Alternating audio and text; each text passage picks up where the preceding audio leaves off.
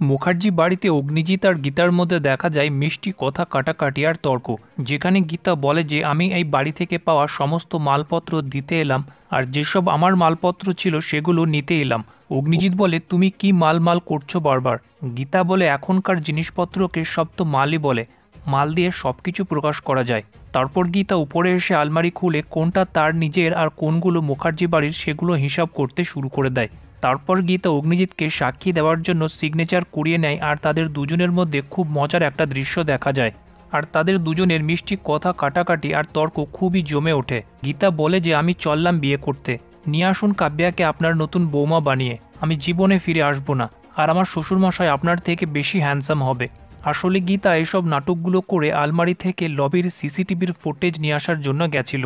তারপর গীতা ম্যাকের সাথে সিসিটিভি ফুটেজটা দেখার পর কনফার্ম হয়ে যায় যে অঙ্কিতের যে হেল্প করেছিল সেটা হচ্ছে বন্নি।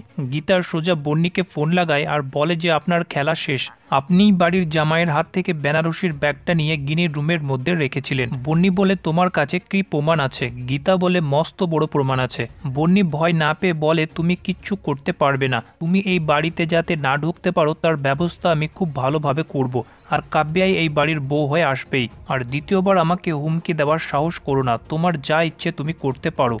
একটু পর মেহকও ভেঙে পড়ে, কারণ সে জানে যে এই ক্রাইমটার সাথে অঙ্কিত জড়িত হয়ে পড়েছে আর তাদের সম্পর্কের মধ্যে দূরত্ব এসে গেছে। একটু পর গীতা যখন গণেশকে জিজ্ঞেস করে যে ওকে কেন মারার চেষ্টা করা হয়েছিল, তখনই গণেশকে ফোন করে কৃপান হুমকি দেয় আর বলে যে এইবার মুখ খুললে তোমাকে সত্যি সত্যি মেরে ফেলবো।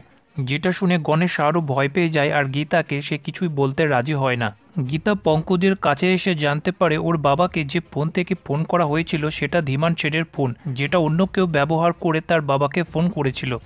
অন্যদিকে পদ্ম কৃপানের আলমারি থেকে একটা ফোন পায়, আর পদ্ম বুঝতে পারে না এটা কার ফোন। তখনই কৃপান চলে আসে আর বলে যে আমার সব জিনিসপত্রের মধ্যে হাত দেওয়ার চেষ্টা করবে না, যেটা নিয়ে তাদের দুজনের মধ্যে কথা কাটাকাটি শুরু হয়ে যায়।